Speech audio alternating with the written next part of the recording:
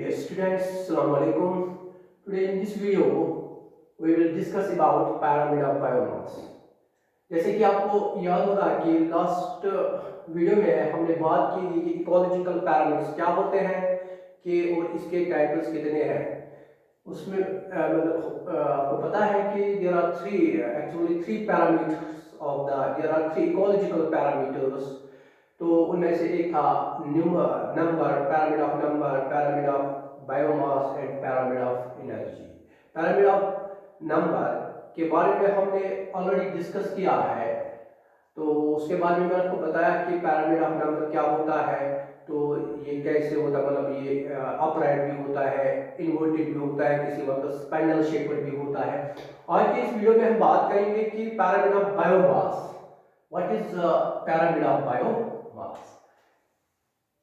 Biomass, it is the another ecological parameter to which is actually existing in case of the ecosystems or in the food chain। तो पहले हमें पता होना चाहिए कि biomass होता क्या है। Biomass actually it means the total amount of the living matter,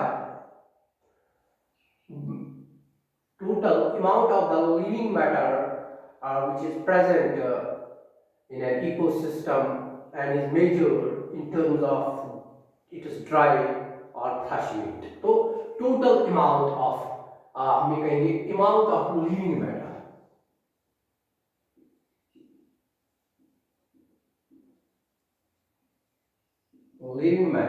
measured in terms of fresh or dry weight। Now, what is the pyramid of biomass?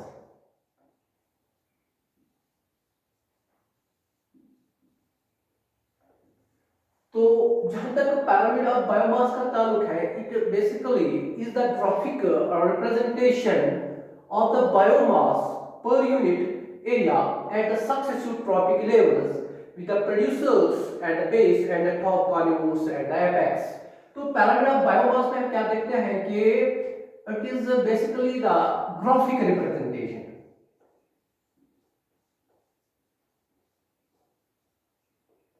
Graphic representation किसकी? बायोमास। कहां पे? इनमें in the successive trophic level, यानी कि जो successive trophic levels होते हैं एक फूड चेन के अंदर, तो उसमें क्या होता है? Producers they are lying at the base and top carnivores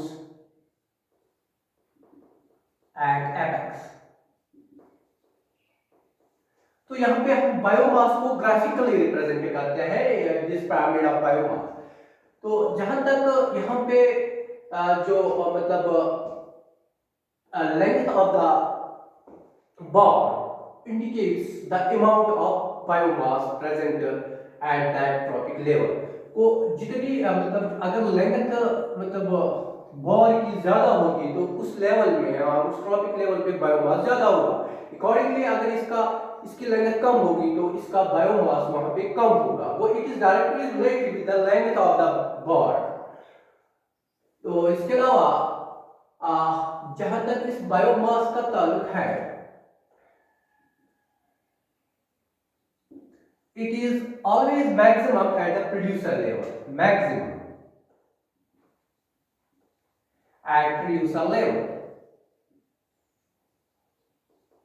producer level पे इस बायोमास की जो क्वांटिटी होती है वो ज्यादा होती है and it gets decreased towards the successive trophic levels. तो यहाँ पे ये मैक्सिमम होता है, मतलब जो कि प्रोड्यूसर लेवल होता है, जो कि लेवल होता है, and this biomass it gets reduced और it gets decreased when we proceed towards the successive trophic levels. अगर हम बात करेंगे कि 10 to 20% of biomass gets passed from the producer level to the herbivore level। कितना? सिर्फ 10 से लेकर 20% तक पास होता है। कहां से? प्रोड्यूसर लेवल से टू द herbivore लेवल तक। प्रोड्यूसर लेवल से हर bill. The rest, why the rest? The rest that gets wasted or that is wasted and the other part is consumed during the respiration. तो उस दौरान वो consume होता सिर्फ इतना ही पास होता है। इसी तरह अगर हम देखेंगे हर्बिवोर लेवल से प्राइमरी कार्निवोर लेवल तक सिर्फ 10% ऑफ बायोमास गेट्स पास, तो rest gets lost or the rest gets wasted and some part is consumed during respiration. इस तरह इसको किसी वक्त हम कहते हैं 10% लॉ। तो यहाँ पे 10% लॉ फॉलो होता है। What is this 10% law? इसके मतलब this was actually 10%, this was LAN MAN 1942 में इसने इस लॉ को प्रपोज किया था कि only 10% of the biomass gets transferred from producer level to herbivore level, then from herbivores to primary carnivores, only 10% of biomass. So the rest that is actually gets wasted and some part is consumed during respiration.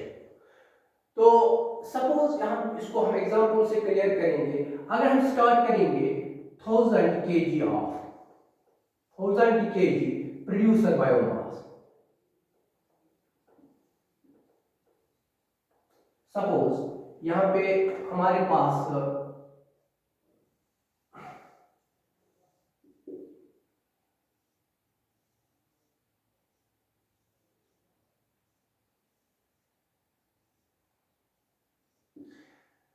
हमने यहाँ पे शुरू, suppose यहाँ पे है vegetation that is producer.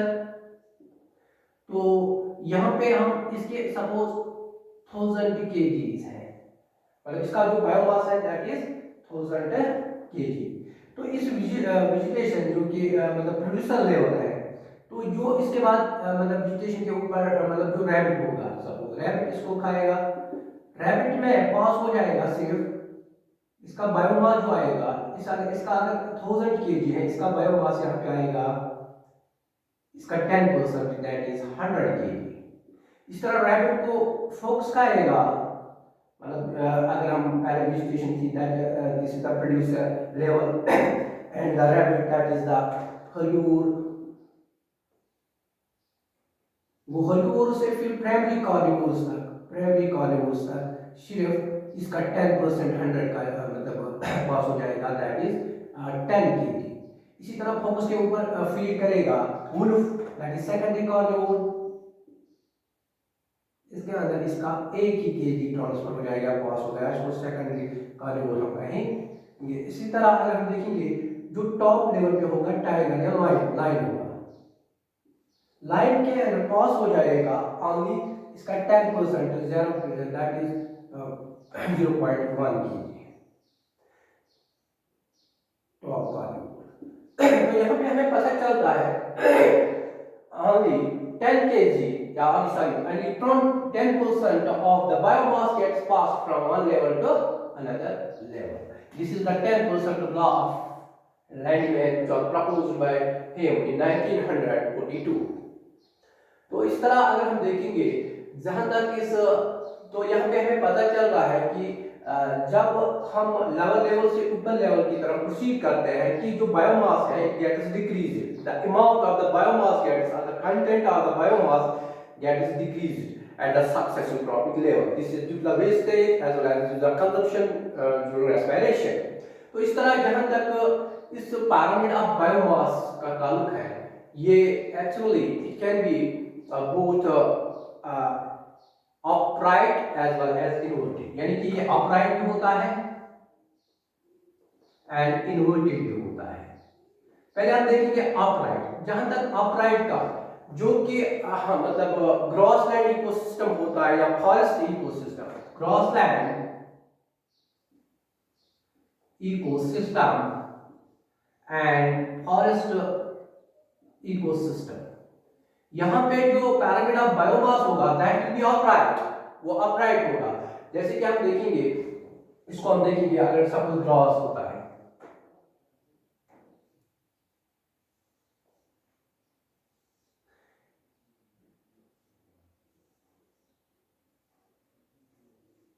तो यहाँ पे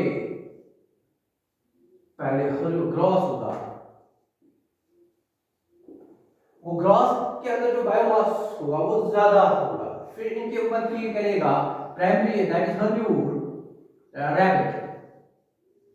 तो इस लेवल का जो कि यहाँ पे जो सेकंड लेवल आते हैं, इस ट्रॉपिक लेवल में बायोमास इससे कम होगा, तो अकॉर्डिंगली तो यहाँ पे रैबिट को वुल्फ खाएगा that is primary carnivore, wolf sorry fox, पहले प्राइमरी कार्निवोर फोक्स है, फोक्स, तो फोक्स को वुल्फ खाएगा, इसी तरह वुल्फ को लाइन, इसके ऊपर लाइन फीड करेगा। तो यहाँ पे हमने देखा जो हर्ब्यूर जो मतलब प्रोड्यूसर लेवल है इसके अंदर बायोमास ज्यादा था, फिर रैबिट जो सेकंड यानी कि हर्ब्यूर लेवल है उसके अंदर मतलब प्रोड्यूसर लेवल से कम बायोमास है, फिर इसके बाद जो है प्राइमरी कार्निवोर इसके अंदर फर्दर ये बायोमास कम होता है, इस तरह फर्दर मतलब कम होता है। तो जो टॉप कार्निवोर पे जब आते हैं तो उसके अंदर बहुत कम होता है बायोमास। तो यहाँ पे जो पैरामीटर ऑफ बायोमास है ये हम देखते हैं कि ग्रॉस नेट की ये तो अपराइट है, अपराइट और स्ट्रेट, और straight. On the other hand अगर हम देखेंगे कि जो मतलब पॉन्ड होते हैं, पॉन्ड होता है, पॉन्ड इकोसिस्टम के अंदर जो पैरामीटर ऑफ बायोमास में होगा दैट विल बी इन्वर्टेड, वो इन्वर्टेड होगा, दैट मींस कि जो पहली लेवल होगी यहाँ पे उसके अंदर बायोमास कम होगा, तो फिर जो सक्सेसिव ट्रॉपिक लेवल आएगी उसके अंदर बायोमास इंक्रीज हो जाएगा and we will get the inverted pyramid of biomass like in this manner। अगर हम देखेंगे पहले फाइटोप्लैंक्टन होते हैं, फाइटोप्लैंक्टन, फाइटोप्लैंक्टन जो होते हैं इनके ऊपर फीड करेंगे जूप्लैंक्टन, फाइटोप्लैंक्टन,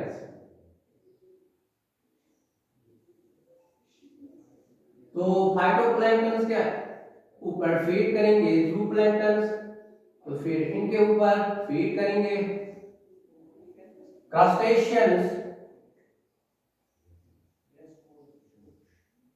क्रस्टेशियंस के ऊपर करेंगे फीड मतलब स्मॉल फिश, फिर लार्ज फिशेस। अगर यहाँ पे ट्रेंड अगर हम देखेंगे तो इस ecosystem that is pond ecosystem के अंदर यहाँ पे हम देखते हैं कि जो जूप्लैंक्टन होते हैं सॉरी फाइटोप्लैंक्टन इनका बायोमास कम होता है क्योंकि इनका साइज छोटा होता है।